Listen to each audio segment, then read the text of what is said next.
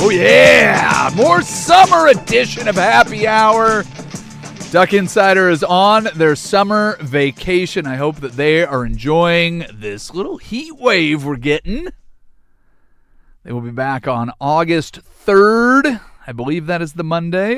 We'll have bonus hours until then. So you get more of us. And you sit there and you go, what is it going to take? We asked Gary Hill Jr., the radio voice of the Seattle Mariners yesterday, what is it going to take? What do you need in baseball to get a guy out of a slump, to get him back on the track that he was on? And boy, I tell you, there are few things like disrespect to turn the edge back on for a competitor, for an athlete, for a pro, for somebody that set the record for most home runs at the catcher position in the history of baseball. But dude, you walk the bases loaded. You walk Dom Canzone to get to Cal Raleigh. What do you think he's going to do? I hit a grand slam. Honestly, like the move though. Canzone is the hotter bat right now. I'm not. Yeah, but you're down 3-0. It's not like it's the bottom of the ninth, and you're trying to make the all you're doing is adding fuel to a fire that is on the lowest of simmers. And I don't know if it turns into anything. Cal Raleigh got a grand slam last night. It was nice to see. Right-handed at bat, turns on it, just smokes it. You knew it was gone the second it hit the bat. But I will say, is there anything more disrespectful in a game that you're already losing to be like, we don't want to face this guy in that situation. We'd rather take our chances with you? Yeah, that's disrespectful. It's pretty again, if it's a big moment and you want to put the double play in play, whatever it is, there's reasons why you can load the bases. Honestly, I don't know why they don't intentionally walk the first hitter in extra innings more often and just go, hey, let's put the double play. Let's just put the double play, get a force at third. All of those, we can play our infield back. We don't have to worry about it. The strategy, I can understand that. Having a runner sitting on second and third, first base is open, walking somebody, fine. It's not a moment where you really have to do it. If this is what ignites Cal Raleigh, I will be very excited. And I wouldn't be terribly surprised. He just got the rest of the All-Star break. The thing that he was known for before he was known for 60 home runs, clutch hitting. A lot of the home runs he hit last year, pretty clutch. Mm-hmm. So there's an element of psychology to that I do not love. Has it been a great year? No. Did he spend a month on the IL? Yes, he did. Was he really bad before that? For sure. You can look at the numbers, but sometimes it's the analytics versus the head and the heart, right? You have to make sometimes those gut decisions. Sometimes baseball will throw the analytics out the window. You're the freaking Reds. You're in last place in the National League Central. You're one of like a few teams in the entire National League under 500. You really need to play analytics in them. Oh, we don't want Dom Canzone to beat us. So maybe that ends up being what ignites it. The Mariners win 8-0 yesterday. That's 3 straight. Texas lost yesterday, so now the Seattle Mariners are in first place in the American League West. So feeling pretty good about that. I mean, it's a game. It's a Monday night game in the middle of the season. I know that we're kind of getting closer to the stretch run, but maybe they unlock something. And to that, I would say, oh, hey, now. Seemed like a bad decision. We did have a chance to talk. If you want to go back and listen to it on the podcast, we talked with Gary Hill Jr. He's going to join us again in a couple weeks when we get closer to the trade deadline. But the Seattle Mariners, I mentioned to Gary yesterday how lopsided they've been this season. Right after the show, what do I run into? A lot of teams really lopsided. Do you know what the Tampa Bay Rays are doing at home? I'm guessing dominating. 35-15 at home. They have a losing record on the road. They are 21-26 away from Tampa. Mm-hmm. They are 35-15 at home. Yeah, it's pretty dominant. That is super dominant. They have a 700 winning percentage at home. That is something that you might want to keep an eye on.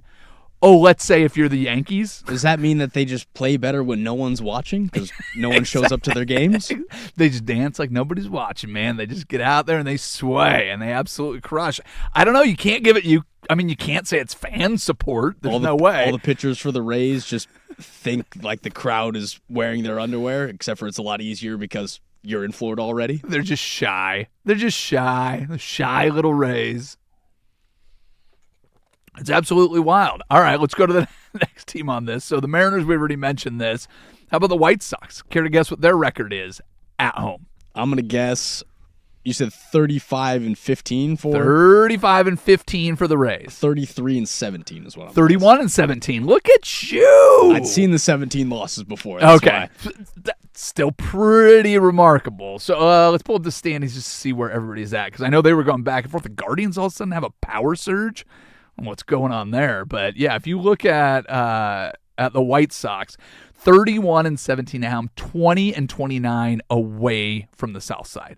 So that makes things obviously a little bit more challenging. But when you start getting closer to the postseason, who's going to be hosting series, who's not, and you get that home field advantage, which that's where it starts to make the difference. Well, still in baseball. Baseball's the only real true, like you get the last at bat. So when you get the last try, that is as true a home field advantage. I'm sure it was fantastic to play in New York as the Knicks in the finals. Crazy. But dude, they brought half their fans with them when they went to San Antonio. So the only true home field advantage is baseball, and you get it pretty obviously. So the White Sox right now, one game ahead of the Cleveland Guardians and just absolutely crushing it at home. The Tampa Bay Rays still have a game and a half over the Yankees. So if you're playing in second place in those divisions, go and try to figure out what it is. Miami Marlins are 21-27 on the road, 31-20 at home. That's bananas. The Arizona Diamondbacks, 28-21 at home. 22-27 on the road. The Mariners, we mentioned this yesterday, they are now 29. I guess this is a couple days old because they have passed their 100 game mark, and they were exactly the same yesterday in the opposite direction, 29-21 at home. Now they're 30-21 at home, and they were 21-29 on the road. Of course, you have to go to on the road to Texas. How about this? The away record for the Tigers. How bad do you think they are away from home?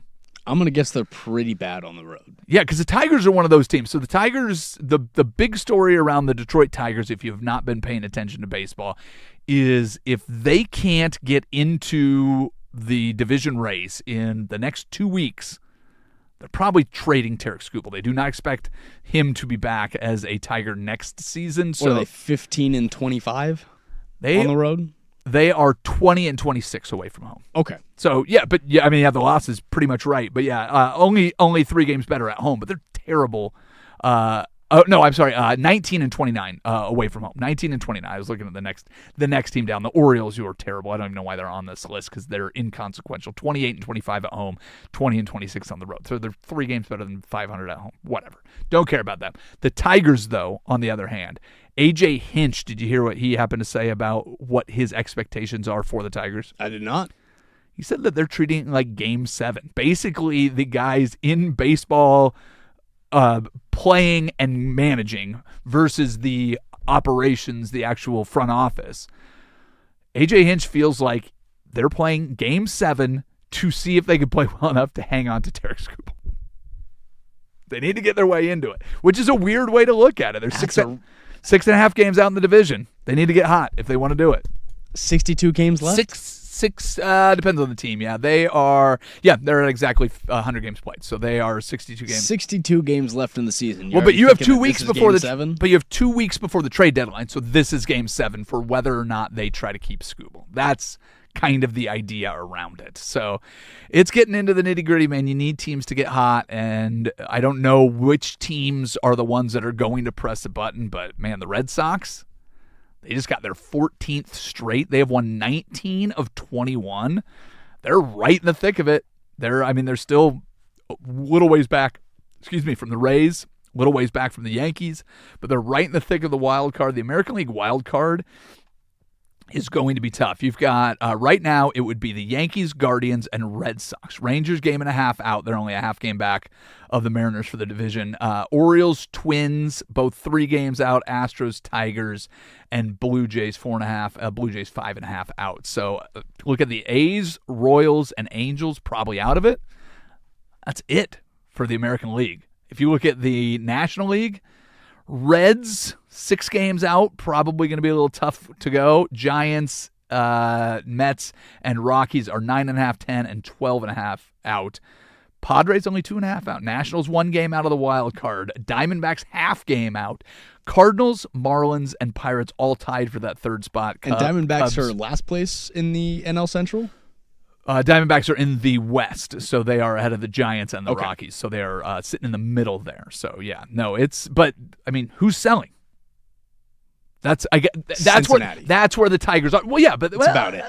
No, I mean Giants, Mets, Rockies, sellers. But what do they got that's not a bloated contract? Yeah. And who are you actually going to give up on? Mm-hmm. If you're the Mets, Bo Bichette, who has played terrible. Who's actually going to be available if you look at the trade deadline and go, all right, who are the guys that we can go out and get? I'll make it a little bit tricky. And who's playing well? That's the other thing. I mean, you got last year the Mariners went out and got Josh Naylor, which I think was more of a surprise to Mariners fans. Josh Naylor's a good player, but I don't think he was as exciting. But the hot player that they got was Gino Suarez and getting that guy. So I've got a list. I can tell you who's been hot, who's been really great. But you know what? Let's take a little break. We're already deep into baseball. Ultimate disrespect for Cal Raleigh. You walk Dom Canzone to get to a guy that hit 60 home runs last year. He's not that far removed from it, kids. You can still put bat to ball. I know he's been bad this year. You're the freaking Reds. He's been pretty bad this year. You're the Reds, and you're down 3-0. Yeah, what's one more game out of? What's one more run when you're going to get housed anyways, I guess. But hopefully, hey, looked like a pretty good swing. Looked like a pretty good. He's got 10. If he gets to 20 home runs this year, that's 80 in the last 2 years. That's great. And I'd still think he'd have less than Munetaka Murakami. Hey, Mooney's been fantastic, but what has he had? If you combine his last 3 seasons, I think he's already at 100 home runs, close to it. If you look at Cal Raleigh, so you know what? Listen, everybody has down years. How's Aaron Judge doing this year? Think he's going to get another MVP? If he plays again, I know that's been broken. Well, then the wild thing, I mean, we talked about this a lot. Those core injuries are not really the ones you want to have. That was exactly what Cal Raleigh had. He's back and playing. But the fact that they went and over the All-Star break, re-examined. Did we talk about this on the air? I can't remember if we did or not. They went and re-examined that injury and said, nope. Sit him down. Keep resting, buddy. Keep resting. I love the mentality behind it because you have a guy standing right next to him at about 2 inches shorter whose entire right side of his body doesn't work half the year. I'm looking at you, Giancarlo. It's fair. It's fair. I told you that one of the more surprising things that made my body hurt that I've seen in sport where just a guy just looked beat up was Giancarlo Stanton running off of second base when he was replaced by a pinch runner. I'm just like, ooh, that looks like a painful trot. He got the second. Hey, that's what you got to do. Got to get there first. But it's the little things. The little jog off made me go. All right. So who's hot in baseball? Who's going to be out there for the trade deadline? We'll get to that. We've got some NFL things that we'll get to. A little bit of an update on the Portland Trailblazers drama with City Hall. We'll get into the normal shenanigans of happy hour. Plenty to get to today. We'll continue with baseball at least for another moment. We do it next. It is happy hour on 105.1 The Fan. The biggest.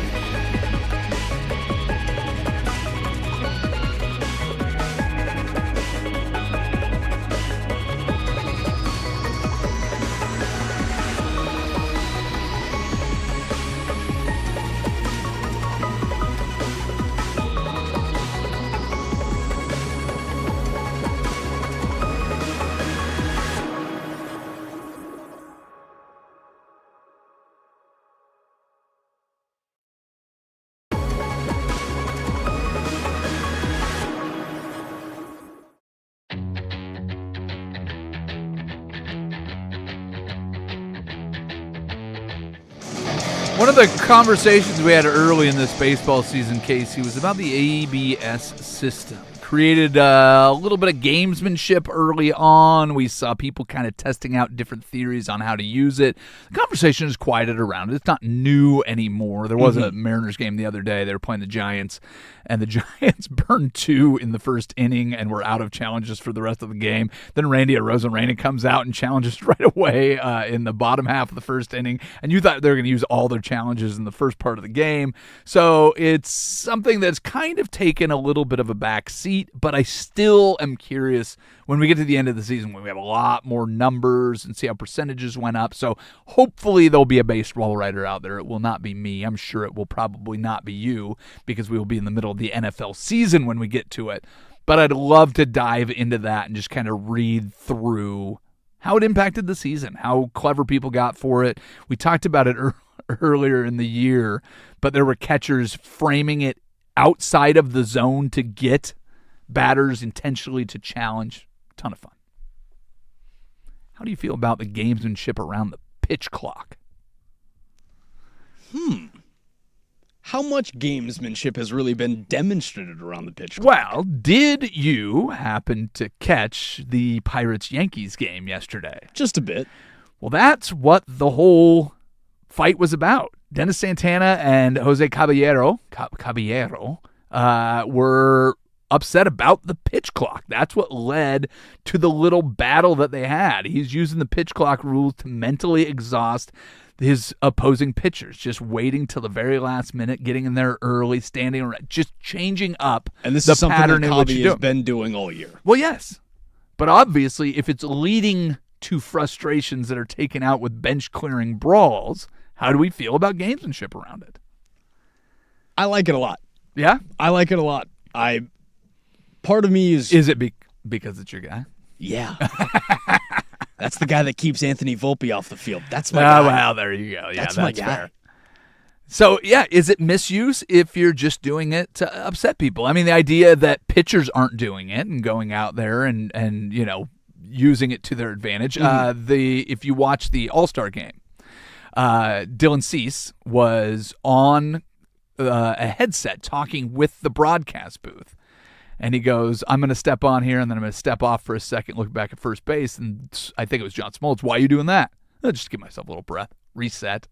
Just doing that. So there has to be gamesmanship within it, understanding the rules, playing with it. We see this in the NFL all the time, using different position groups and changing out players. And if the other team is going to make a substitution, you take your sweet time trotting your defensive line out there because you get that. So it's using all of the different elements to it.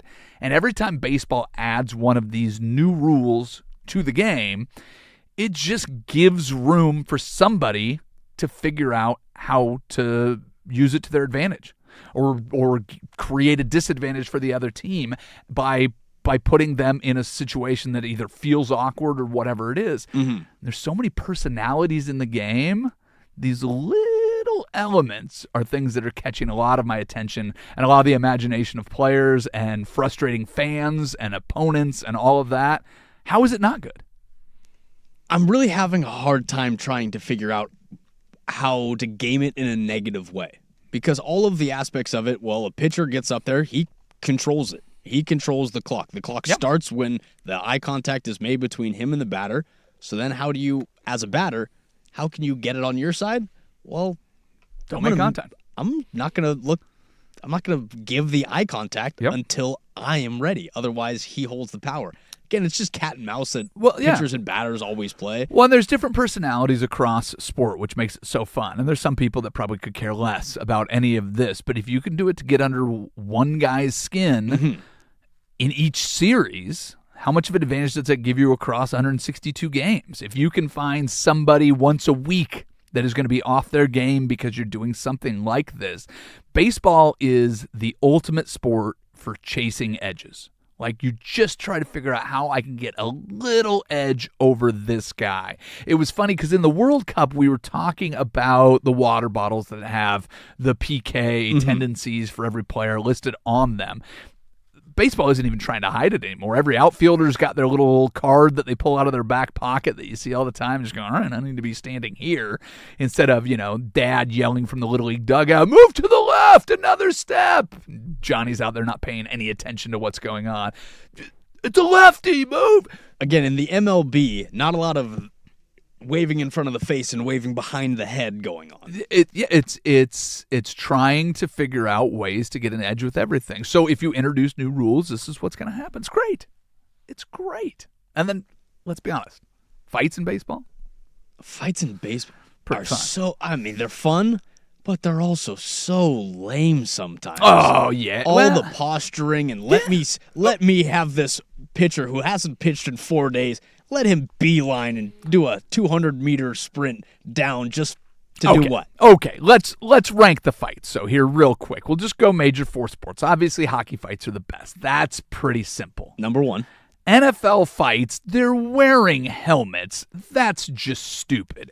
NBA fights are just a bunch of wild swings. I'll put baseball. NBA are wild swings? Oh, They yeah. don't- They don't swing in the NBA. Oh, they do, but they swing with no intent of making contact. They don't swing When in they the do- NBA. when They don't they- want any smoke Okay. in the NBA. When they do, it is always, I'm not even going to come close. So it's got to be baseball too, football, just because the element of danger. But outside of fighting up in the stands in the Malice at the Palace, NBA fights are last. Baseball fights, there's enough history Football where you fights get are better than baseball fights. No, Yeah. no. Even if they take off their helmet and I start would swinging. much rather watch Myles Garrett swing that helmet around at Mason Rudolph more than I'll watch the Nolan Ryan Ventura If fight. you any day take of the week. off somebody's helmet and swing it at them, if he made contact with that, Myles Garrett would not play in the NFL anymore. Mm-hmm. So that is a very unique circumstance. You'll see that every once in a while in the joint practices that you have, where you've got the football players are going to go and the DK training Metcalf the was training doing camp that. practices. Training camp fights are different than the fights that you see in games, because I think everybody knows that ejections are coming right away. But there is a little bit of carryover. No, I'm not saying that we know they exist, but the NFL doesn't want any part of that, because you have guys running in on those fights.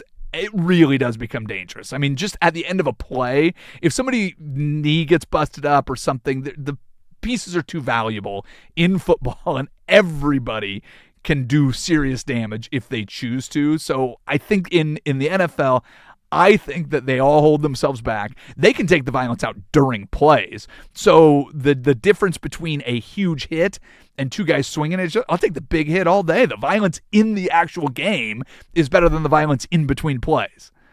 Baseball, there's just something about it where we've seen enough good fights, and there's that little moment where, is this guy going to charge? Is this guy going to charge? Is this guy going to throw his bat at the When was pitcher? the last time we had a good baseball fight? Jonathan Papelbon and Bryce Harper? Well, that's a great fight. It's probably the last good one, I'd say. Jose Tim Anderson. That was probably That was a pretty good one. that's probably That's the pretty good. best one of recent. Yeah, but what's your most recent football fight? The one you went to was Myles Garrett, which I do not consider a fight. That, again, if he How makes is that not a fight? because there is one guy swinging, that is an attack. Mason Rudolph. Do you not is remember what defending happened himself. when Myles Garrett missed? He then gets stomped on by Marquise Pouncey and David DeCastro. Again, that was an attack, and that's what you have to do. That's what should happen. But does that happen in any other sport where other people who weren't involved in the play actually get in on it? Again, this is a very unique circumstance. If once a year we saw someone rip a guy's helmet off and then try to kill him with We it, saw it with Nashawn Wright and C.J. Gardner-Johnson when Nashawn Wright swung on Gardner-Johnson when he played for the Saints. It was Bears-Saints. I believe it was ripped off his helmet and swung at him. I don't remember that. No, he swung on him with the helmet on. Well, yes, where he's wearing a helmet. Am I missing something in the Myles Garrett, Mason Rudolph? Mhm. Garrett ripped off Rudolph's helmet and swung it at him. Yes. But Okay. what proceeded after Well, yeah, is what makes the fight really good, is that the rest of the team Okay. gets in on it. Myles Garrett goes down, gets stomped on As by he Marquise should. Pouncey, gets a 2-game suspension from Pouncey. Yeah. And then on the other side of it, what does that happen in baseball? No, you have a lot of posturing and people holding each other Well, back. I know it was in the minor leagues, but Victor Robles threw a bat at a guy. Thrown bat, thrown helmet. Yeah. I'm going to take the helmet. Yeah, well, again, that is a unique situation. Like I said, if he lands that contact, the best player in football might not be playing football. He's probably not playing football. Probably. That's assault, brother. That is bad news bears. Then you have Trent Williams punching Richard Sherman. Listen, there are Football fights are much better than baseball fights. I will take my baseball fights. The good news is we have the text line 503-864-6326. Baseball fights or football fights. I will take the violence in the plays in football over the fights most of the time. If you swing at a guy wearing a helmet, what damage are you going to do? Yeah, that's most football fights. Depends on whose hand it is. Well, it's going to do as much damage to your hand as it is to anything else. So yeah, Depends on the hand. There's plenty of posturing in all sports. Hockey fights win by a landslide. There's no question about No that. question. I was going to tell you that Ty France playing very well for the Padres, and he's probably cheap. There's plenty of other guys that are playing well right now and looking hot. But 8 home runs and 1138 OPS in his last 22 games. So if you're looking for guys to take from the Padres roster, that might be one of them. Just something to keep an eye on. Plenty of guys playing hot baseball right now. Maybe we'll get into that later this week. Maybe we won't. But right now, I want to get into a couple things about new ownership in both Portland and Seattle. We'll talk about those things after this SportsCenter update from the George McCoy at Warren Allen Sports Desk. First on the Fan, the game between the Yankees and Pirates tonight has been rescheduled due to inclement weather in tonight's forecast. The postponement was announced approximately 5 hours before the scheduled first pitch, as Wednesday's regularly scheduled game has been moved half hour earlier, with the makeup being played at 7:05 in a doubleheader. Now the Yankees will have a twin bill of doubleheaders, as they will play doubleheader tomorrow against the Pirates, and then on Sunday they'll play the Dodgers. A very staunch difference between the two. The Dodgers aren't playing very well right now. Shohei Ohtani, he hasn't even thrown off the mound in a while. What's the difference? What's really the difference? Same thing. And for more sports scores and stories in 30 minutes, I'm Casey Smith from the George McCoy at Warren Allen Sports Desk. Hurt, missing work? Insurance companies acting like jerks? Don't call your mom. Call George McCoy at warrenallen.com. The Fan is live on YouTube.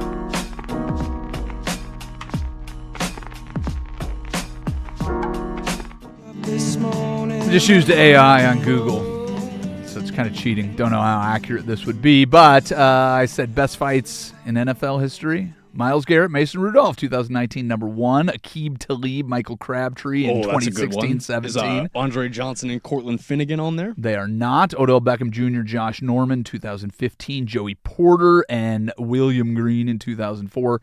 And then they have Buddy Ryan, Kevin Gilbride in 1994. They were on the same sideline with the Oilers, and Buddy Ryan punched Kevin Gilbride in the face just before halftime.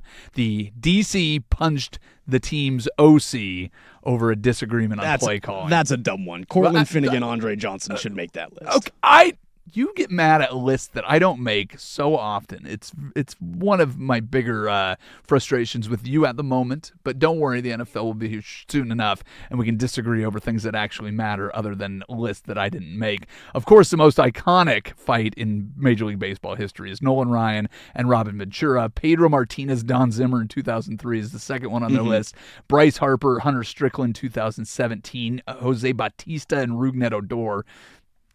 Punch again in the face. Alex Rodriguez, Jason Varitek, that's a catcher's mitt directly to A-Rod's face, which is always fun. And then Amir Garrett in 2019 against the entire Pirates organization. That was a good one. So, again, a few left off both lists. I didn't think it would be a perfect list, but I just wanted to give 503 864-6326 if you pick baseball fights over football fights. If you got to sit back and watch, I got you. Let's say this may not be the way your youth went, but when we signed up for Sports Illustrated when we were kids, you always got a video of the most recent champion of whatever sport it was, but you also got the blooper reel or the bad moments in sports history, and those VHS tapes got worn out at my house of the not so great moments in sports or the greatest sports bloopers of 1988, whatever it was. Those were always fantastic. If I got a VHS tape where I can just go back and watch fights, give me baseball. Just fun. I wouldn't be mad if I got the football one. Listen, you give me the Seahawks Super Bowl championship and the best fights in football history, I'll watch them. I'm not saying I wouldn't. They're definitely ahead of basketball. And I'll give you the Malice at the Palace, and I'll throw out all the rest of them. That one is crazy, but it's good because it's insane, not because it's a great fight. The whole thing is absolutely bananas. But even with that. Jermaine O'Neal nearly sniped a guy. People, again, wild swings. Wild swings. That's what I'm saying. There's a couple times in NBA history where a guy takes a swing, they'll miss by 7 feet, but you're like, man, good thing that didn't land. Would have been ugly, but there we go. We'll see what the votes. Keep an eye on the text line. Let's let the people decide. We'll just do that. Can I tell you what got me genuinely excited? It was not a VHS tape. Have you watched the trailer for Hard Knocks yet? No, I haven't. I know you're not a Seahawks fan. You got a lot of momentum going into that. I mean, coming off of a Super Bowl championship, I love myself some Mike McDonald. And just the roster that you have, it's going to be very interesting. Obviously, you have big position battles in the secondary because you lost Rick Woolen, you lost Kobe Bryant. So the secondary that already includes Nick Emanwuri, who is now on the PUP list, Devin Witherspoon, who is fighting for a contract, Julian Love, who is one of the most interesting guys behind a microphone, let alone on the field. So you've got the secondary battles. You don't have a replacement officially named for the Super Bowl MVP. And then all the other personalities on the team. It's going to be fun. And I've never been a Hard Knocks guy. I got into there was a clip that I saw of the Buffalo Bills one. They brought in some sports science guy that went in and it was helping all of the quarterbacks with their mechanics. And I think it was, who was on there? It was Mike something or other. Just some of the backup quarterbacks. So it was Mitchell Trubisky. Why can I not remember his name? Mike whatever. And then, of course, Josh Allen. Is it Mike White? Mike White. That's what I kept thinking Mike Brown. And I'm like, that's not it. It was a different color. Mike White. He's white. Should be easy to remember. Mike White was in there doing his throws, and the guy's talking about this guy's arm talent. Mike White has been one of those guys absolutely slinging. Obviously hasn't caught on as a franchise quarterback, but he's like, oh, the talent. Mitchell Trubisky. You can see why the Bears traded up to get him the talent.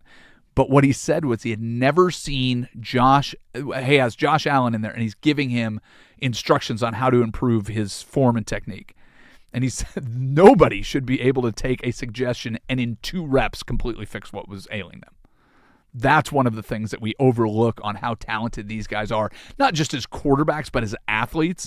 To be like, imagine you go out to a golf lesson and somebody's like, oh, what you need to do is change this one little thing. And then how often does that end up ruining everything else that you have going on in your swing? All the time. So here you have 15 cameras looking at him, plus big sports science guy. You have all the AI technology, whatever it is. And it's like, hey, have you considered, rotating your hips at 30 degrees differently on this, whatever it is? And then in 2 reps, he's got it. Just understanding body control and all of that. So that got me into watching it a little bit. I still didn't even finish the season. So we'll see. If I can't get through Hard Knocks with the Seahawks, I'm not a Hard Knocks guy. That will be official. But I'll tell you, that trailer got me kind of jazzed about it. Who's your favorite personality on the Seahawks after? Julian Love is one of the guys that I really like. Mike McDonald. I usually try during the season. Seattle radio will do like the Mike McDonald show, and I will try to catch that. But I mean, talk about a guy that just has his head on straight, just completely focused on what he wants to do. Rich Eisen created a little controversy every time John Schneider gets on the Rich Eisen show. He gives him a hard time because Eisen criticized Mike McDonald, comes in, and one of his first things he does is takes out all of the images, pictures, everything that Pete Carroll had up. All of the Pete Carroll era stuff, he's like, let's wipe that off. Pete Carroll, Hall of Famer, I mean, at some point soon, we expect. Brought the franchise their first Super Bowl, obviously one of the greatest runs in franchise history. Rich Eisen's like, I'm sorry about that. I apologize. I didn't think that this guy, being the guy after the guy, big shoes to fill. So Mike McDonald, completely different personality, but the fact that they went defensive coach, and they do it in such a different way.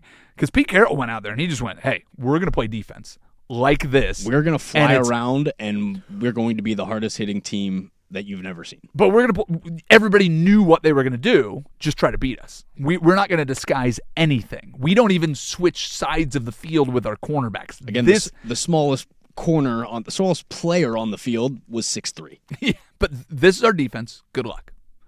The way that they do it with Mike McDonald is we're going to try to get an advantage by the way we call our defensive plays. We're going to flip the script and go, you adjust to us.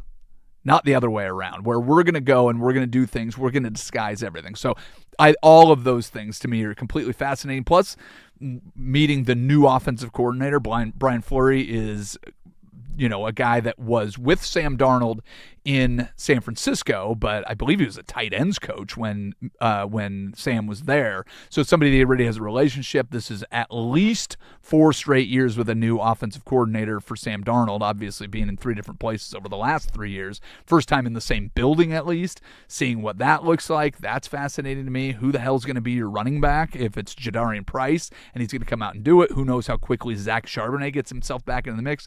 George Olani played a hell of a Super Bowl. I know he didn't win an MVP, but he was your third down back, and he was the guy that you put in there for pass protection and a guy that played really good down the stretch after Charbonnet left. So there's a million storylines that I can get into. Leonard Williams? The guy's a spear fisherman. Let's not forget that the biggest personality that I think is on the Seattle Seahawks is your middle linebacker, Ernest Jones. And every time he has a mic in front of his face, you go, yes, please. Well, Cooper Kupp and the impact that he had on the team last year coming in, one of the few wide receivers in the NFL that sits in quarterback meetings so he can be another set of eyes on the field and figure out think the same way that they do. Who knows what you're going to do with Jalen Milroe? Is that a guy? This is a guy, remember at the beginning of last season, they were trying to put in special packages for Milroe because according to reports that from people a lot smarter than me, he's as talented a runner as the NFL has ever seen at that position. This is a league that has had Michael Vick and currently has Lamar Jackson, and this guy might be the best athlete. He's not the best quarterback, but from an athletic standpoint and the way that he runs, he may be one of the best. So are they going to take another crack at it? Does Brian Fleury look at it and go, all right, let's maybe see if we can do something. Year 2, he's gotten plenty of time to learn how the NFL works. He got to sit back and watch a Super Bowl run. Can we use that guy? There's a lot to it. With all the teams, obviously this is a team that I know exceedingly well because it's my team. But fascinating to me. Did you find it more entertaining when it was the Steelers? No, because they were split. It was the AFC North. When That's they true. did the That's true. Steelers. Yeah, that's a fair point. So you hated it. If you're gonna spend equal time on the Steelers, You're going to spend time on Cleveland and Jameis Winston? Yeah, okay. yeah, fair point. Fair point. And they did win in the snow game. Makes you Stupid Jameis. still mad about it. God, he's good at football. Saw a little note today about the Seahawks. One of the reasons that you have the Coastal Group, or the Coastal family, I should say, as the new owners of the Seattle Seahawks, Jody Allen was moved by the idea that the wife, that Mrs. Khosla, was going to be the owner. So apparently you had the competing bids, the war between the guys from the Celtics ownership group and the Khosla family. But when they said it was going to be Aditya, I believe is how you say her name, as the primary chairman and the one operating it, Jody Allen, one of the few female owners that were kind of running things. She was the chairman for the Seattle Seahawks, the first female chair for that team in franchise history. Apparently that was moving, and that's what got them over the finish line. So don't know what that means. I mean, I still could not tell you what ownership does, and you can see when they get in the way. But for me, as long as they have a desire to win and they want to see the best product that they can on the field, on the court, on the diamond, As on long the as ice. you're not stepping on Schneider and McDonald's toes. Oh, just stay out of the way. And the fact that they already had ownership experience in San Francisco, I feel like they probably have a pretty good idea of what they're doing. You don't pay $9.6 billion for a team to go, let's do things completely different. We can't have this Super Bowl winning mentality around here. I don't want any part of that. Finally, before we get out of here, because I don't think this is big news that we need to get into, because it's still very speculative in what it actually means. But a coalition of 24 mayors representing the Portland metro area has sent a formal letter urging the city to finalize a Moda Center deal to basically say, hey, I know it says Portland on the chest of the Fire, of the Blazers, of the teams that play at the Rose Quarter and go in there, but it belongs to all of us. Practice facilities are spread out all over the community. The impact and the people buying jerseys and going to games, the economic impact is beyond just the city of Portland. Do the right thing. So 24 mayors, from all over, including, Tualatin, Hillsborough, Beaverton, wherever. They just said, hey, don't screw this up. They belong to Oregon. I still like those brown Oregon jerseys that they wore. I got no problem with those. But can we just get it done? So it sounds like people creating pressure from without the city so that the people within the city can do the right thing. And hopefully the city council gets it right. So thank you. Tip of the cap to all of the mayors listening that are in Portland but not in Portland. Thank you for doing that. And thank you for doing your jobs. Time to do your job. You ready? Let's do it. I got, what is it, number 58 and 57 on the Something NFL like that. list of the no, that's it. I think I'm making mistakes over here. The little pause was so I can double check my work. We've got 58, 57. We'll see how the top NFL top 100 players, as voted on by players, matches up with the big brain of lowercase. We do it next. It's Happy Hour, bonus hour on 105.1 and the Fan Sports Network.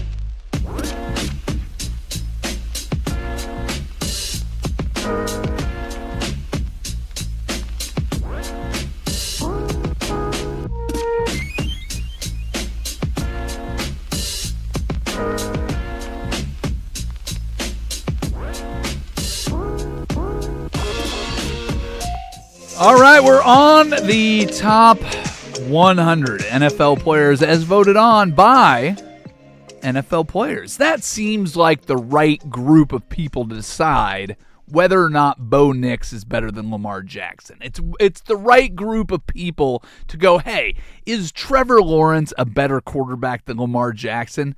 Obviously, both Bo Nix and Trevor Lawrence are better than Lamar Jackson because the players say so. Not me. Not you, Casey. You don't know. You don't have to line up against those guys. Can you imagine the lump in your throat you have? Which would be bigger, playing against Lamar Jackson or Bo Nix? Lamar. I think so, too. I think so, too. But we move on from that. Bo Nix was number 59. Brock Bowers, number 60. We now have number 58 and 57. Basically what the NFL is doing is every day they drop two of these guys, 10 a.m., and we've just been hitting this up. You made your own list. We'll see how the next two names compare on this list. The number 58 player is a wide receiver that played 15 games last year, 71 receptions for 1,117 yards, 15 yards per reception, 6 TDs. He plays for the Houston Texans. Nico Collins, how do we feel about 58? That a fair spot for him? You forgot about wide receivers when you made your initial list. Yeah, this is so where you I had have to a lot patch of them issues. back in. So This is why I have Nico Collins up in the 70s. I'm at 74 is where I've got him. do you feel like you had him in the fair spot, or does this feel a little more right at 58? I think it's probably more right at 58. I'd have to look at it again. But Nico Collins, great receiver. I'd want to see where I had him ranked in the receiver list, but I believe I had him at number 15. All right. Sorry, 16. That's where I had him. Okay. All right. Well, Not too far off. your number 57 player had his fifth straight Pro Bowl campaign last year, third consecutive appearance on this list. Played 957 snaps, allowed 33 QB pressures, allowed 6 sacks in 957 snaps in 15 games. Offensive tackle, Buffalo Bills, Deion Dawkins. You were pretty upset because he wasn't on. Yeah, I'm high list. on Deion Dawkins. I always have been. There's a reason he's been the anchor of that offensive line in Buffalo for so long. Is the reason why he's a fan favorite in Buffalo. He's also a good dude, man. He's one of the few left tackles that goes out there for every interview that is available. That was a guy, when I watched the Bills Hard Knocks, that jumps off the page as a personality and what seems to be a very good dude on top of being a good football player. This is my biggest miss so far. I had Deion Dawkins at number 21. 20 what? Ooh. I had him as the second tackle. Sorry, the third tackle off the list. Trent Williams. Trent Williams, Jordan Mailata. Oh yeah, because you hate Penei Sewell. Don't hate Penei No, Sewell. no, not at all. No. Penei Sewell is at 24. Deion Dawkins at 21. Well, you just love tackles. How many tackles do you have in your top 25? 4?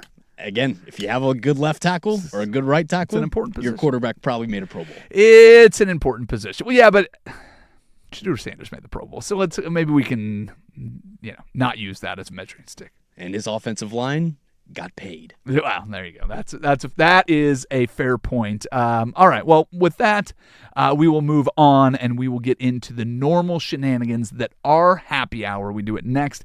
This is 105.1 The Fan. Hey guys.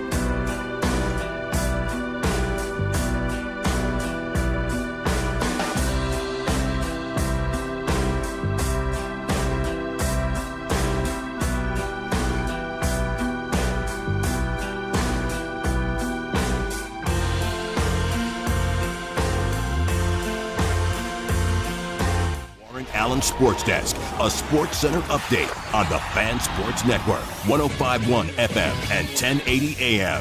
First on the Fan, your Portland Timbers have hired new head coach Marty Cifuentes ahead of tomorrow's matchup against FC Dallas inside Providence Park. The Spaniard brings more than 2 decades of coaching experience, most recently coaching Leicester City. Kickoff tomorrow is set for 7:30 as you can tune in right here on 105.1 FM and 1080 AM when pregame coverage kicks off at 6:30. Some NFL news for you as the Miami Dolphins and linebacker Jordan Brooks have agreed to a 3-year, $51.3 million extension. That includes $35 million in guarantees as Brooks, the 2-time league leader in tackle, now joins Devon Achane and Aaron Brewer, who also signed long-term extensions to stay in Miami this offseason. Over to the MLB as Nolan Arenado became one of 6 MLB players in history to record 2,000 hits, 350 homers, and 10 Gold Gloves. Arenado achieved his 2,000th career hit Monday night on a double down the left field line, joining some elite company, as Arenado also becomes one of 6 active players to have at least 2,000 hits. And finally, your Portland Fire are back in action tomorrow night as they host the Dallas Wings inside the Moda Center at 7 p.m. Make sure to catch all of tomorrow's Fire coverage over on 9:10 a.m. when pregame starts at 6:45. And for more sports scores and stories in 30 minutes, I'm Lowercase from the George McCoy at Warren Allen Sports Desk. Hurt missing work? Insurance companies acting like jerks? Don't call your mom. Call George McCoy at WarrenAllen.com. This is the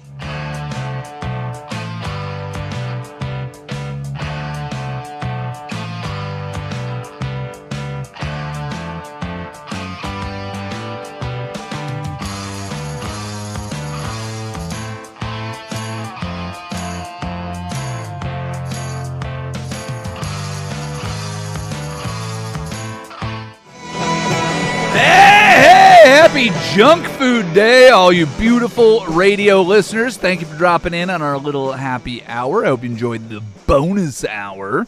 We appreciate you listening. If you're watching us on YouTube, here's a hand gesture just for you. You're welcome.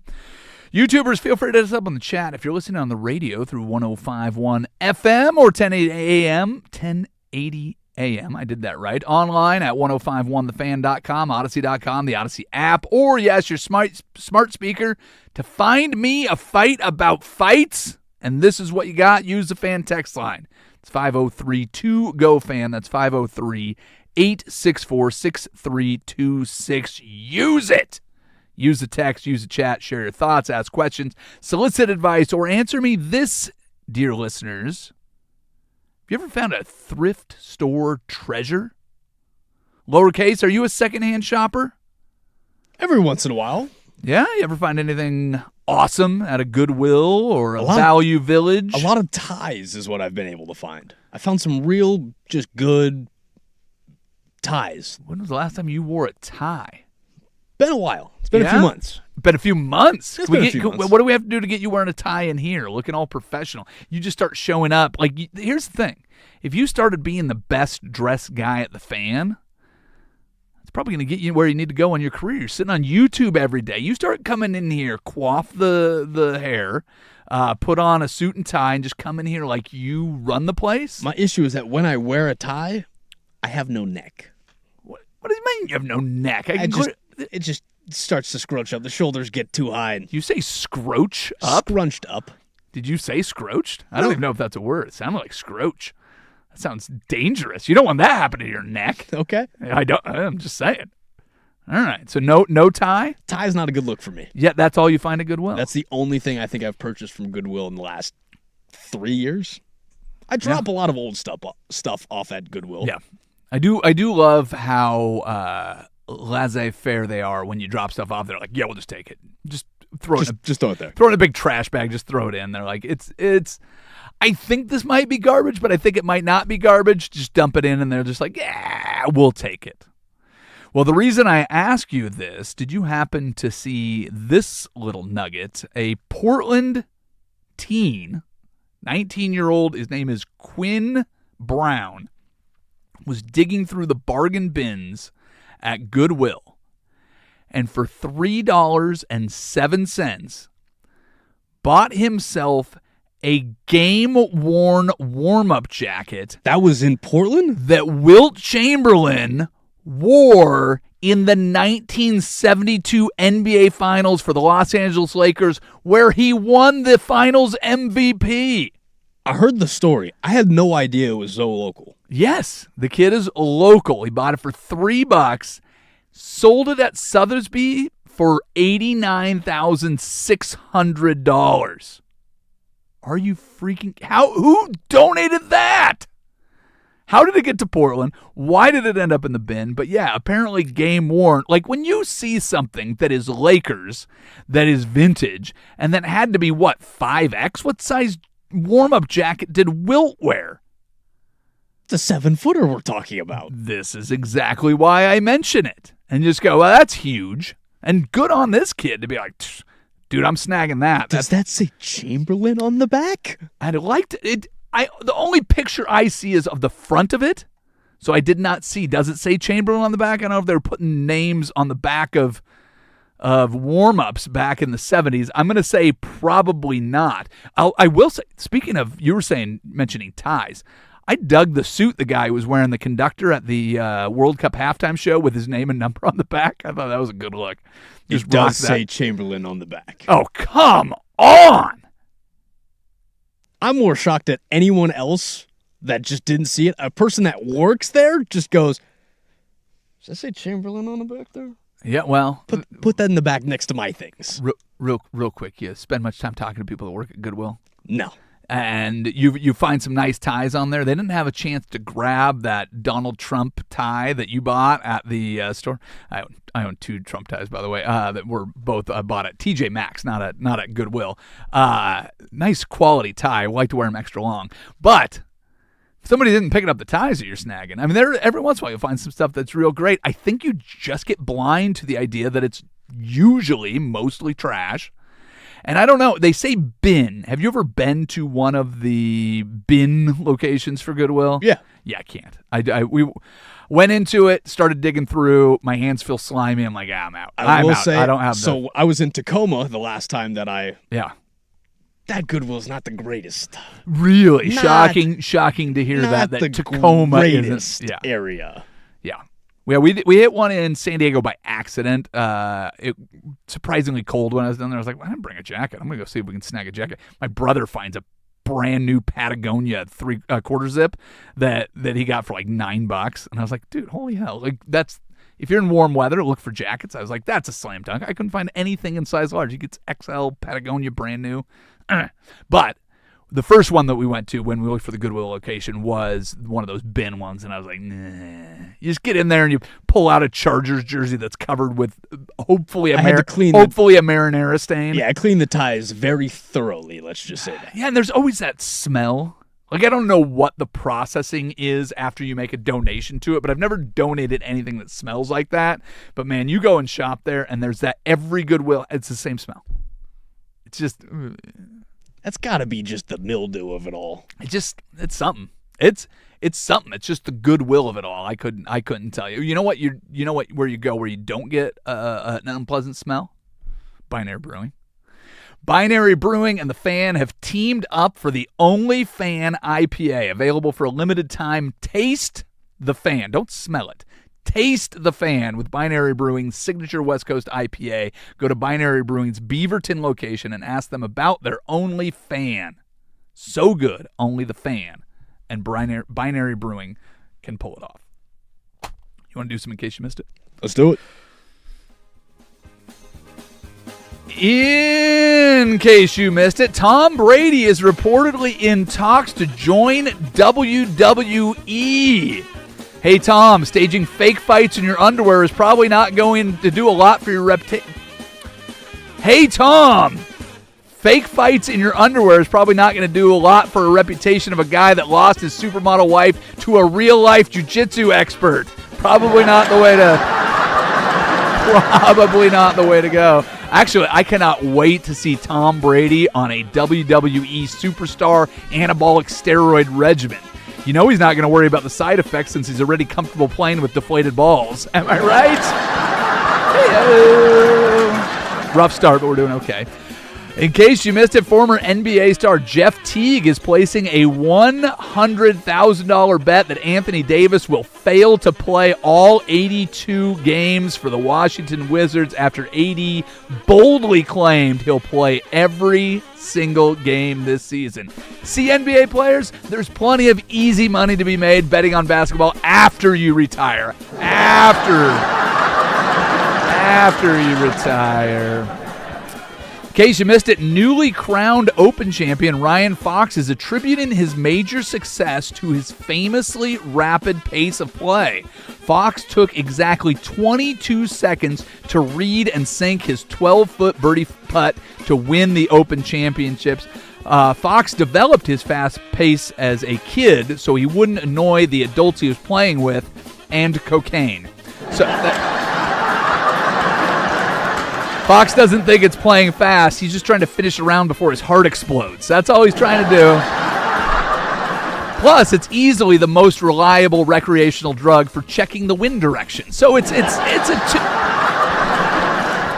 are just jokes, to be clear. There is zero evidence that Ryan Fox uses drugs. It's purely a coincidence that the names that Google gave me when I asked for the fastest golfers are Dustin Johnson, John Daly, and the ghost of Sigmund Freud. That's just coincidental. I'm sure there's no direct line.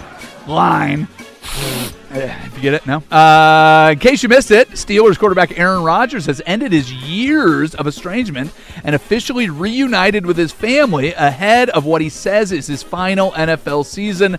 No word on Rodgers mending his relationship with reality. We still haven't heard if that's... No? Oh, because he's a Steeler, you pause.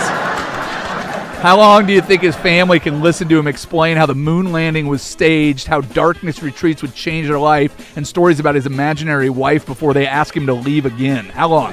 Give it, what, a week? 2 weeks? In case you missed it, the red-hot Red Sox won their 14th straight game thanks to a dramatic late-inning home run by Caleb Durbin, who admittedly he completely blacked out while rounding the bases. Red Sox fans said they can relate. They've been using heavy drinking to black out the first 3 months of the season, right? In fairness to Caleb Durbin, blacking out is also the number one medical side effect for an average Red Sox fan who attempts to run 360 feet. So that is not the healthiest group of fans.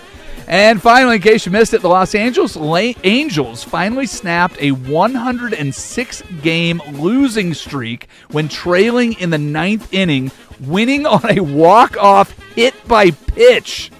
It's only fitting that a franchise built in Mike Trout's image, the only path to victory involves taking physical damage. It makes perfect... The Angels are like a boxer that finally won a fight because the other guy broke his hand on their face. The win does prove one thing. Disney magic is real. No? Casey, would you rather take a 95-mile-an-hour fastball to the ribs or be forced to root for the Angels? Which would you rather have? It's up to... No? Okay. It's a tough one. It's a really tough one. Okay. I want my Disney magic laugh back, you son of... All right, that is In Case You Missed It, keeping you up on all the things that are news across the nation. Next, we will get into the Daily Buzz. The P in ESPN is apparently for Pink Slip. The Brewers are the best, and it's gonna be hot. Daily Buzz is next. It's Happy Hour on 105.1 The Fan. The Fan is...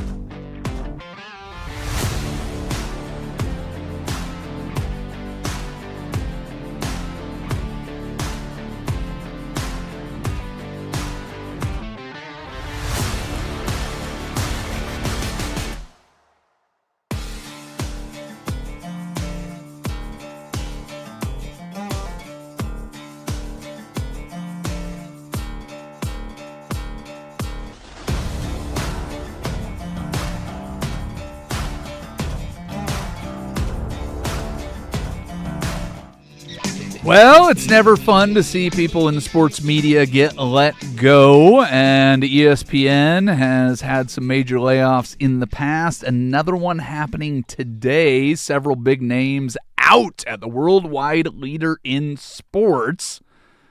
Notably, Ryan Clark seemed to have been let go in the middle of an episode of NFL Live. He is mid-show and disappeared. The 46-year-old spent more than a decade with ESPN as an NFL analyst after joining the network in 2015 after playing 13 years for your boys, the Pittsburgh Steelers.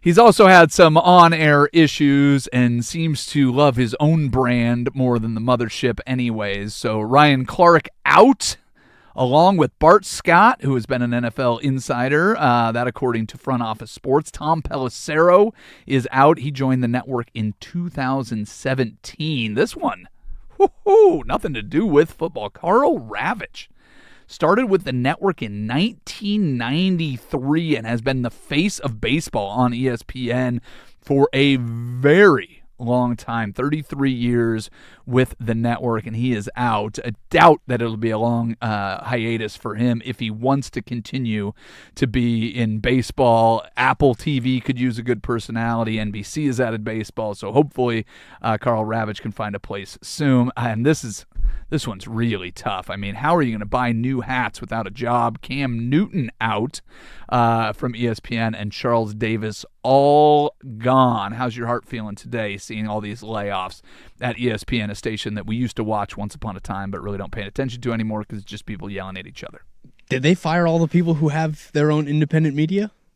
I didn't know. Do all those guys have their own independent media? Cam Newton has his own podcast, and RC has The Pivot. So, Yeah. these are all guys who can go elsewhere for their content. Oh, I mean, all these guys can go elsewhere anyways. I mean, it's a revolving door. It's not very long that you lose somebody that you really love in sports that they don't find another place to land. Like I said, Karl Ravech is the one that gets me because I associate with him ESPN, but I also associate him with ESPN in the 90s when I watched it all the time. I still have an image of Karl Ravech doing a Sports Center after clearly coming back from a tropical vacation because his hair must have been wet and down in the pool because he had that perfect white line across the top of his forehead where most of his face was burnt, but not the part where his hair went down. And it will always sticks in my head when I see him. A very well polished guy, but that image will always stick in my head. And I don't even know that it was reported on. It's just something from me being a kid in the 90s remembering about Karl Ravech. But again, if he wants to keep working in baseball, there are plenty of places to do so. The Buzz. Let's go around baseball. The Brewers beat the Mets and have now taken over the best record in Major League Baseball. Man, if you want to accomplish something in 2026 Major Leagues, just play the Mets. That is the best way to do it. The Brewers have the best overall record in both leagues after a little bit of a slow start where everybody seemed to be jumbled up in that National League Central. They have separated themselves by quite a bit now. The Buzz. Future Hall of Famer Nolan Arenado becomes the 6th active player to reach the 2,000 hit club. Despite a tough stretch and overall game loss, Arenado was able to get his career accomplishment. He is now the 6th player in the Major League with 2,000 hits, 350-plus home runs, and 10 Gold Gloves. That's not a bad little resume for a guy that's still playing baseball. That's the best defensive third baseman in my lifetime. No question. 10 Gold Gloves. 6 platinum. Again, trying to argue with you, and I don't think it's possible. So nobody jumping to mind that beats. I mean, just one of the best players in baseball, and you just wonder how much longer he's going to keep playing. So we will continue to keep an eye on that. The Buzz. Christopher Sanchez, pitcher for the National League All-Star Game, pitcher for the Philadelphia Phillies, did not have a great outing. He got roughed up in the first inning of the All-Star Game, but nothing remedies a bad All-Star outing like pitching against Shohei Ohtani. Is that an accurate statement? Sanchez has faced Shohei Ohtani 25 times in his career, including the postseason. Ohtani has 4 hits, all singles, has struck out 12 times, and no walks. That continued yesterday when Sanchez showcased his his ability to put down one of the best players in baseball. Devastating strikeout to help propel the Phillies to a 10-7 victory over the Dodgers. The Buzz. We already talked about the Angels. Angels win with a walk-off hit by pitch. Did you happen to watch the perfect walk-off bunt the Royals had over the Giants? No, I didn't. Oh, go ahead and take a look at that. Absolutely perfect. Nick Lofton went out and executed the squeeze for the score that just absolutely devastates a team. The bunt is not something that we see as much as we did once upon a time, but still one of the best plays that you can get out there. And you're doing it against the Giants. The Royals, not a great team. So two teams not playing for much, but a great little moment there. Also worth noting, the Twins pitcher Joe Ryan tied a major league record yesterday. Not one that you want. He served up 6 home runs to the Cleveland Guardians lineup yesterday, tying a major league record for the most home runs given up in a start. Congratulations, Joe Ryan. We're very, very proud of you. The Buzz. Well, I know that you're big on this guy. Do you like the number? Miami Dolphins have locked down their defensive captain, extending linebacker Jordan Brooks to a 3-year, $51 million deal.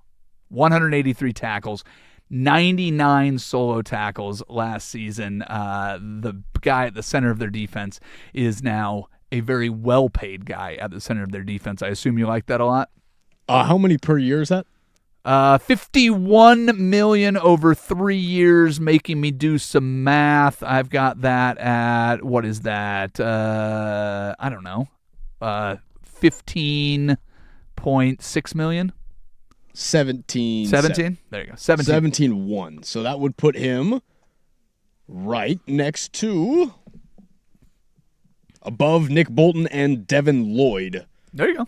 for contract. So I like where that sits. And All-Pro last year, yeah? Mm-hmm. That's you pretty go. valuable contract, too. There you go. So nice contract for both sides. Yeah, both sides. All right. We like that. All right. Congratulations, Jordan Brooks. The Buzz. The Portland Cascade have officially clinched the final spot in the 2026 Athletes Unlimited Softball League playoffs.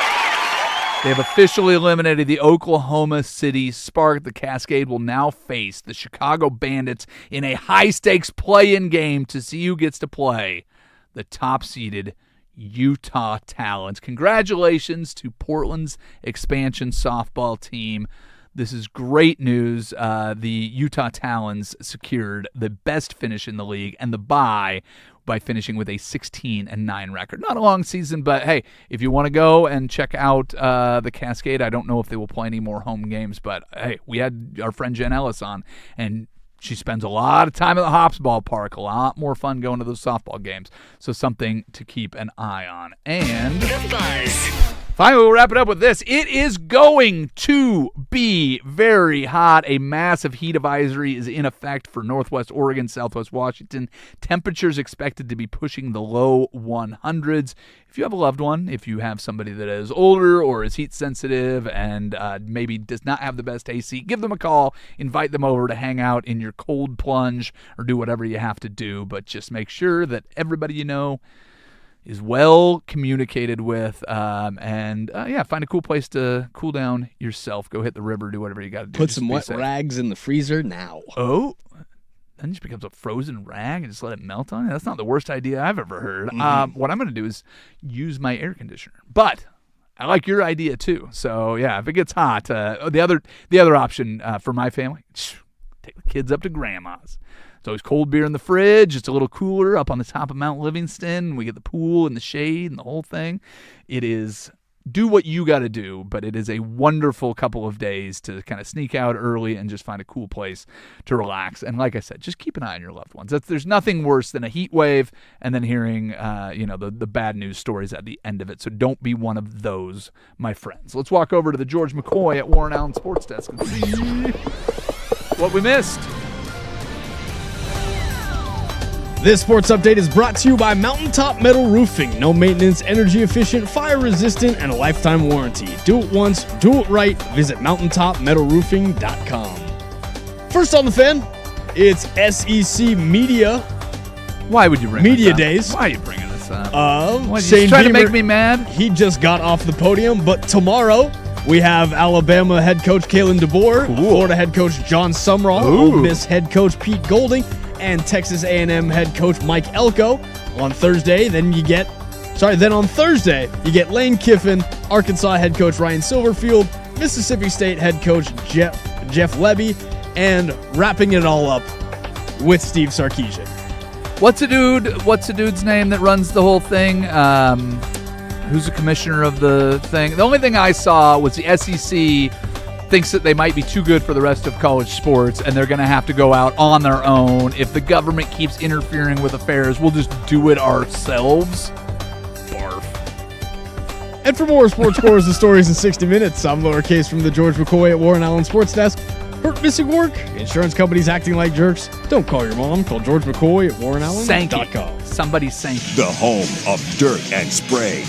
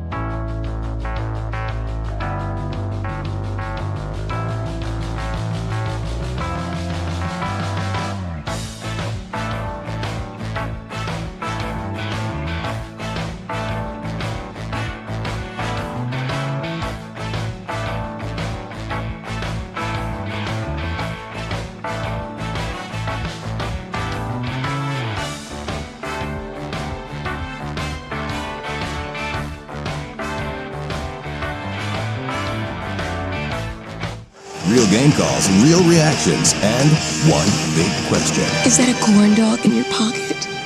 Oh yeah. That's my practice dog, sorry. The game, he'll lift this ball forward. Simon thought about coming, stays at home. It's knocked down and only finds Ferran Torres. His final touch of the game. He had the decisive touch as well. Spain, for the second time in their history, have won the World Cup. That call was from Fox Sports. John Strong on the call as Spain is your 2026 World Cup final winner.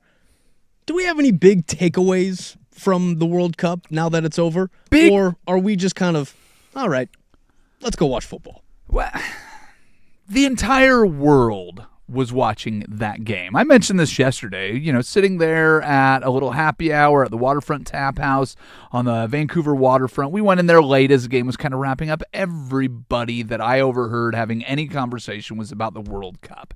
It got everybody engaged to it. It reaches all corners of the planet. Japan was having a nice little run, and you could see, them getting excited about it. Cape Verde and some other of the African teams had great runs for it. You had Europe versus South America. North America was hosting the whole thing. Every corner of the globe was interested in what was going on. As much as we love to call American sports world championships, they're not. The World Baseball Classic is a really fun tournament, and I got caught up into it more than I ever had this year. But we still call the championship of Major League Baseball the World Series. Seems very silly. The Ryder Cup, U.S. versus Europe, is one of those things. The World Cup draws in as many people as any event the world has to offer, and it's kind of cool to be sitting there watching it and going, yeah, it's just me and a billion people watching this game together. So it creates a sense of unity and shared excitement, emotional ups and downs that I think people can relate to others in an easier way. Some of the photos of teams celebrating together, where you had, teams like Scotland drinking Boston out of beer, and I think it was Korea and Mexico that had a big moment outside the stadium where they're celebrating together and drinking together and arms around it. So I think unity is my biggest takeaway. I'm not going to try to break down the actual soccer played on the field and whether or not this is the golden age of Spanish soccer. I couldn't tell you any of that stuff. But there were some stars that were made in this tournament, Erling Haaland and others from different countries that had their big moments. But I think the biggest thing was just seeing all the fans together. And the first Argentine fan that they panned to, I think, was Japanese. I was like, that definitely does not look like somebody from Argentina that they panned to. But everybody can get behind, their favorite players, their favorite team, whatever it is. Very unifying moment if we let it be, and I think we should. To defend. Here's DaCosta bringing the ball forward again against Jackson Reagan. Goes with his left foot, gets around Reagan, plays it back across for Aravena, who scores! It's 5 for the Timbers! Alexander Aravena, his first goal as a Portland Timber. And the icing and cherry are on top of the cake at Lumen Field. The Timbers score their most ever goals against the Seattle Sounders in this rivalry in MLS play. Portland 5, Seattle 1. Well, this call was from last Thursday when the Timbers had their second largest margin of victory on the year as they defeated the Seattle Sounders in a Cascadia Cup match 5-1. Well, the Timbers also made some moves this morning as they hired Marty Cifuentes. Marty Supreme. Get him out there. Just wanted to make sure I got that one. Marty Cifuentes, the former manager and coach of Leicester City. Again, but do you think now that the Timbers have gotten the new coach, have had a little bit of momentum from last week's game, do you think they carry this momentum into the rest of the season? And do you think the Timbers have a shot down the road? I have no idea. Genuinely, I have no idea. I don't know who the new coach is. I don't know who any of the players are. You even had a clip of somebody scoring a goal. I could not tell you any of that. But the MLS as a whole, the Portland Timbers, the Sounders, everybody has an opportunity. As I understand it, you're at least a month away from anybody playing in any of the European leagues because this is normally the off season for soccer. MLS will eventually be changing to the same schedule, so they'll match the European schedule and the normal club schedule that is played around the world. And they'll line up with that in the next couple of years. I don't know exactly what the schedule is, but if you're the MLS, you've got all the momentum from the World Cup. You've got the only product out there that people can view. So hopefully the MLS can capitalize on it and get their best players in positions to get some more eyeballs on them. They're never going to be the English Premier League or anything like that, but you do want to be a league that is legitimized, and you want to get the more eyes on it. You've got a bunch of new soccer fans out there, so go out and play like that, and the Timbers Army will grow. That's the most I can say for it. Again, so similar to the Philadelphia Phillies, you saw how Don Mattingly, once he stepped into that manager role, kind of took over, and you saw the Phillies having the season that they are having now versus the start of the season. Do you see that kind of happening here in Portland? I have no idea. Get lost, dude. You're asking me to break down soccer. I just watched I watched the World Cup final for a majority of the game. I couldn't tell you what happened on the field. Are the Timbers in a position to climb the table? I don't know. I'm surprised that I remember that it's called a table and not the standings. So that's the best I can give you. I apologize. Kuroda Grauer swings on the first pitch and fouls it off of himself. He's still down. That might have caught him on the inner leg, maybe even higher. What do you see here, Dallas?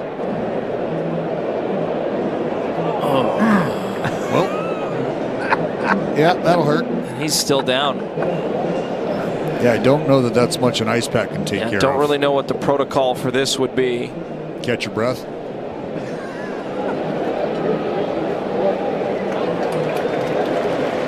He's on his feet now.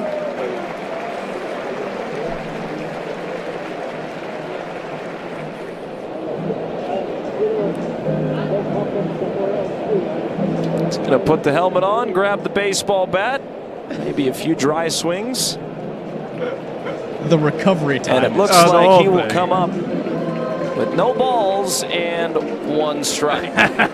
Runner going, Kuroda Grauer lines it into right center, a base hit.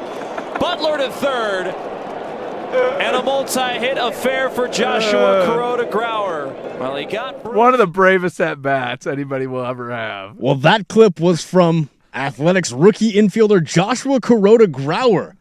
Well, according to Google AI, he suffered a ruptured testicle after fouling a ball directly into his own groin. The 23-year-old was placed on 10-day injured list and underwent surgery. I did not know that he ruptured his testicle. Just Poor found thing. this out. I feel bad for laughing about it, but he does. This is not a hit by pitch. He fouls the ball off. Now, it's a ball that was out in front of him and basically goes directly back into his junk. But that call, the two grunts that the guys make. What do you see here, Dallas?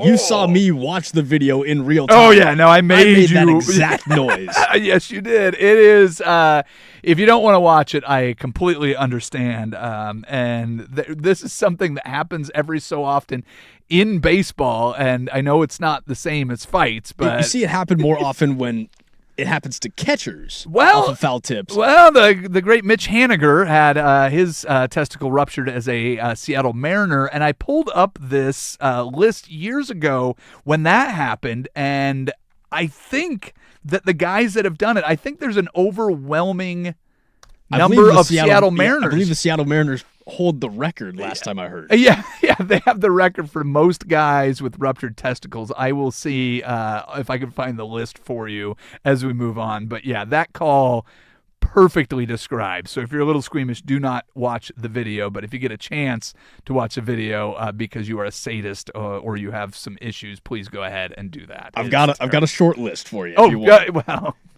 You have Joshua Kuroda Grauer. Yeah, congratulations. Infielder. Josias Manzanillo in 1997, while pitching for the Seattle Mariners, was struck by a 112-mile-an-hour line drive off of the bat of Manny Ramirez. Famously made the play to throw out Jim Thome at home before undergoing emergency surgery. Yes. Mitch Haniger makes the list. Yep. Adrian Beltre in 2009, while playing for the Mariners, was hit in the groin but managed to finish the play. He was at third base, playing third base?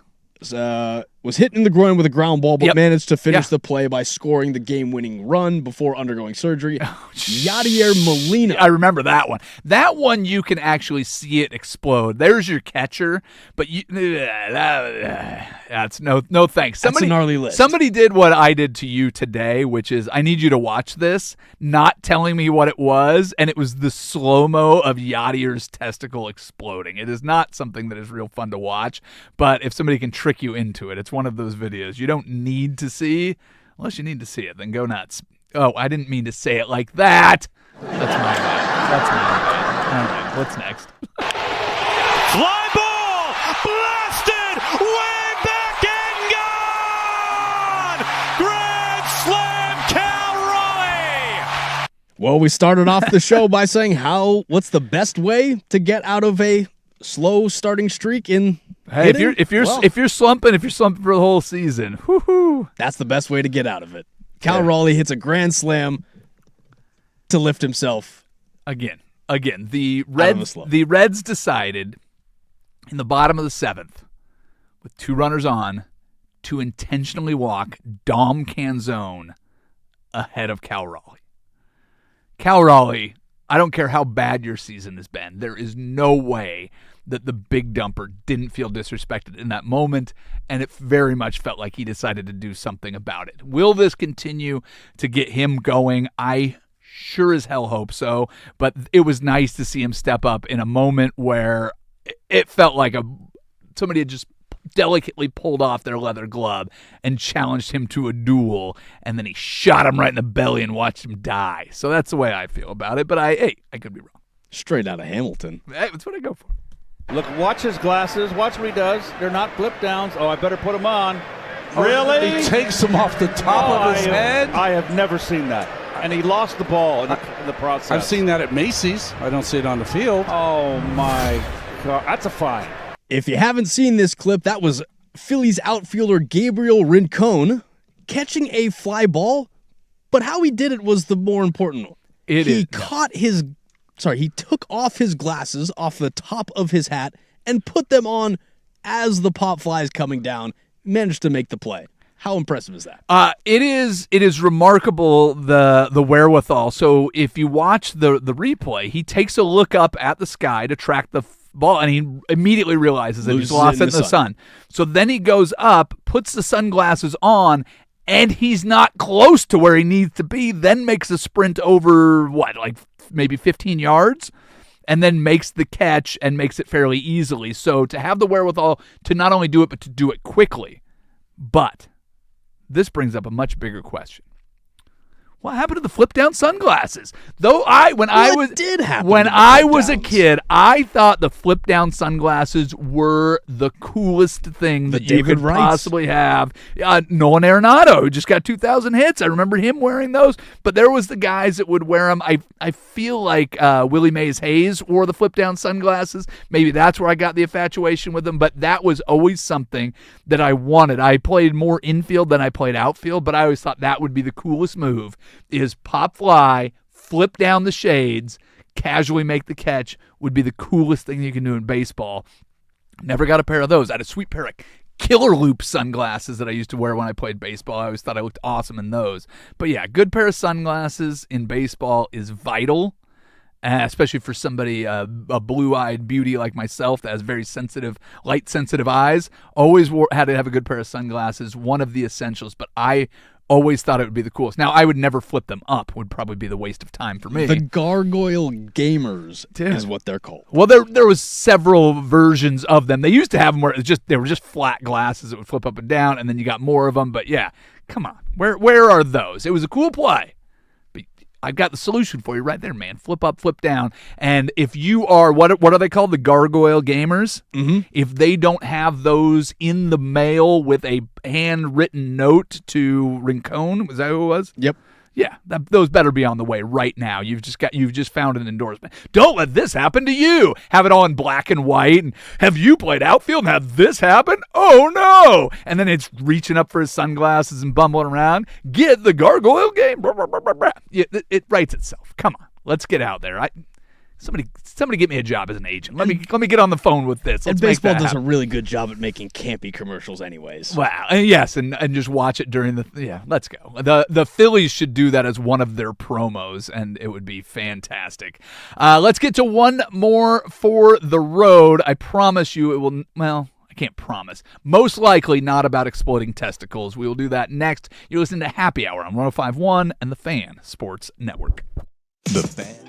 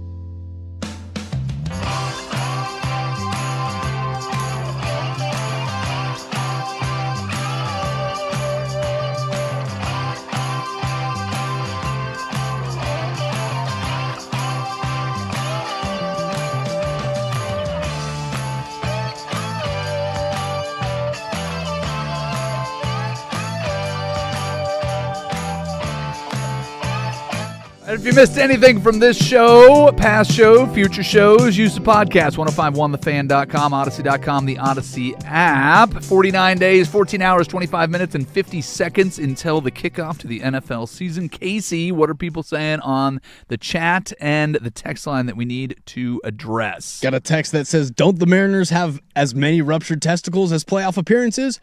No. That's They right. have one more playoff appearance than they do ruptured testicles. That is correct. Thank you very much. But they have more ruptured testicles than they do World Series appearances by 3. So there you have that, ladies and gentlemen. With that in mind, let's do...